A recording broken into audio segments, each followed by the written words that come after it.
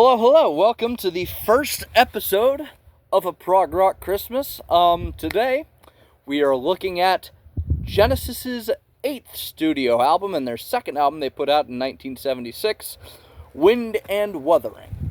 Now, Genesis is one of those bands that's known for having a few different lineups over its time, but the lineup for this specific album is Phil Collins on drums and vocals, Steve Hackett on guitar, Mike Rutherford on bass and guitar, and of course Tony Banks on the keys. Tony Banks has quite a heavy presence on this album. This is of course the second album the band put out after Peter Gabriel left at the end of the Lamb Lies Down on Broadway tour in, I believe, the middle of 1975. And this album certainly has a wintry energy. It doesn't 100% have a Christmas energy. The next album we look at has a more Christmassy energy than this one. But it starts off with the most British-sounding song title I have ever seen in my life, 11th Earl of Mar. And it has a very, very cool synth opening. The energy picks up very quickly with a very Rutherford, Banks, Collins heavy jam. I call that a trio jam. So that should set us up for the rest of this, when I say that throughout the rest of this video. Collins' vocals are mastered or processed. I don't know what the proper term is here. In a fashion that's very similar to how they do it in the 80s. It's sort of doubled up a little bit. I don't, if you listened to the song, you'd know what I mean. And then Steve and Tony sort of have like a dual solo, like they play like the same solo, but of course Steve's on guitar and Tony is on synth. And then it calms down around the 4-minute mark to a very wintry guitar piece. It's almost something off of a TSO album. And then it goes... weirdly enough, the vocals are like super quiet. This album does kind of suffer from typical Genesis production problems. It's similar problems to The Lamb Lies Down on Broadway, and a couple of moments on Foxtrot and The Supper's Ready, and like a few, like one moment on Selling England by the Pound. The vocals can be weirdly buried at times, along with the guitar. Like, again, Steve Hackett sort of left after the tour for this album because he was getting kind of sick and tired. It's appropriately snowing for this series right now. He was kind of getting sick and tired of his material getting rejected. Tony Banks has like 6 out of the 9 song credits on this one, so it's clear who was in charge in the studio. But the song ends with a very, very Genesis moment. I really, really love it. The second song, One for the Vine, this is the longest song on the album, clocking in at exactly 10 minutes. The beginning kind of wants to be a pop song, and then it becomes like a piano ballad, 4 minutes in. And then it almost kind of becomes like the cinema show off of Selling England by the Pound. And then it becomes like Riding the Scree, which is like the last thing on The Lamb Lies Down on Broadway, and then there's a very, very prog moment at the end. This would be their last song to be over 10 minutes in length until We Can't Dance in 91, I want to say. Unless you count stuff like Home by the Sea and Domino and stuff like that. But those are always separated if you get them on physical media. They're grouped together if you stream them, but it seems to me they're always listed separately. And then song number 3, Your Own Special Way. This was sort of Genesis's first intentional attempt. They kind of had a hit with I Know What I Like off of Selling Them by the Pound. But this was sort of like their first intentional attempt at a pop song.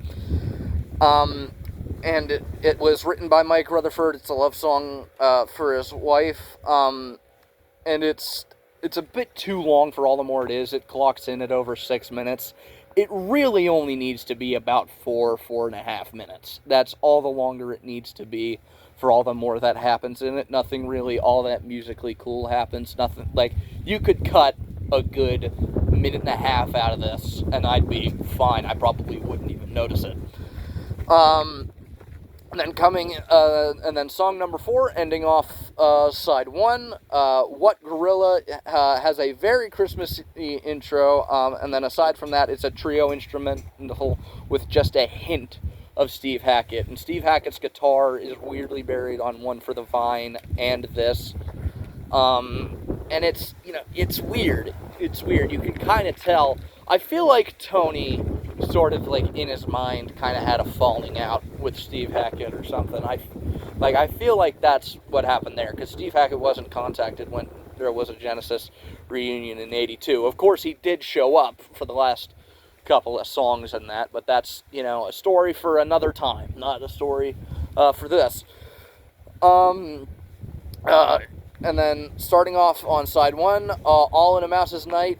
It's a very, very Tony Banks song. It's lyrically inspired by Tom and Jerry. And then Steve's solo is buried by Tony's synth. It just gets absolutely molested, Steve Hackett's solo on this one. It just, you gotta really listen hard to hear the intricacies on this one. Again, typical Genesis production problem, the guitar really needs brought up here, except it's, more than usual. And I did not listen to the 2007 remaster. That version sucks. It's really fucking loud, and Steve is, not there. It's weird. Yeah. Blood on the Rooftops sort of sounds like the rest of the album, and it contains a couple of fairy tale references. It references Tarzan, also represents Batman. For a second I was just like, oh, it's referencing Disney's Beauty and the Beast, because it goes Be Our Guest at one point, and I was like, wait a minute, that movie did not come out until 15 years later, so my mind had a stroke for a second there. But yeah, couple references to weird literary characters. It's odd. Not much to say about it, really.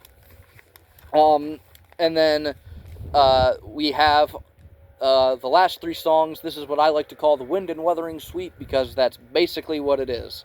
Unquiet Slumbers for the Sleepers. It's a very Banks and Hackett instrumental. There's no drums. There's no Mike Rutherford.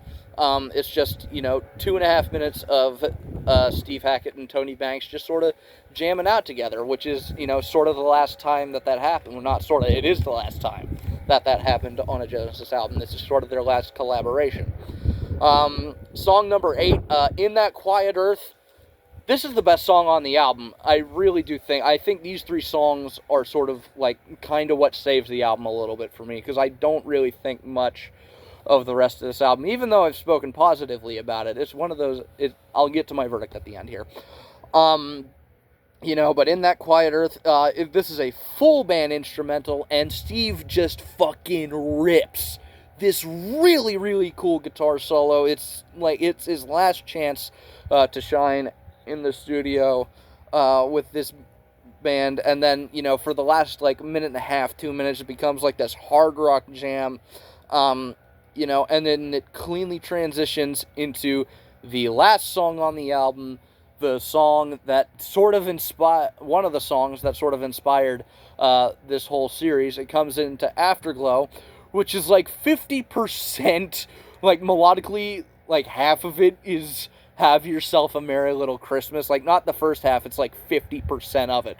It starts off like the dust that settles all around me. I feel your warm hand in mine. I don't know if those last couple lyrics were correct. It was just to get sort of the point across. It's straight up just have yourself a merry little Christmas. And not Steve Hackett, Tony Banks kind of knows that's what he did, but he's just like, but then I re-listened to it, I was like, nah, you fucking knew, buddy. And it almost reprises Your Own Special Way, and it is truly a great way for the album to end. My verdict on this album, it's one of those albums that's like pretty nice when you're listening to it, but after you're done listening to it, you don't really think about it all that much. You just kind of move on to the next thing. And I know this album has its fans, and if you are one of those people, that is fine by me. Go knock yourself out. It's a good jam. Like, again, there's good moments on here. It really lacks Steve Hackett. There's like weird production problems more than usual than are typical for Genesis albums. I do think that this is a nice album to put on sort of at the beginning of the Christmas season. Maybe something you listen to during November where you want to do Christmas stuff, but you're like, no, it's before Thanksgiving, that's wrong. So you put this on as a little bit of a compromise. Do I recommend it? I don't really, like, if you're a Prog fan, there's nothing, like, if you really, really like Prog, I think you'll find stuff on here that you'll like, but it won't become one of your favorites. If you like Genesis, there's certainly moments on here for you to enjoy. But can I, go buy it? Not really. But definitely give this album a listen this Christmas spirit, or this Christmas season. And that's where we're going to end it. If you have enjoyed this video, please leave a like on it. If you have something to add, please do so in the comment section down below. If you want to continue along my musical journeys with me, please feel free to subscribe. If you want to hear me talk about something other than music, I have a podcast with two of my buddies. It's called Dorkies. I will link the most recent episode of that in the description down below. And if you want to hear what I happen to be listening to that day, or a 15-second segment at least, you can follow me on Instagram at Sean_Heastern1979. I post a 15-second segment of a song on my story there every single day. And with that, I would like to thank you all very much for watching, and I hope you're having a great Christmas season, and I know I will see you all in the next one. Bye-bye.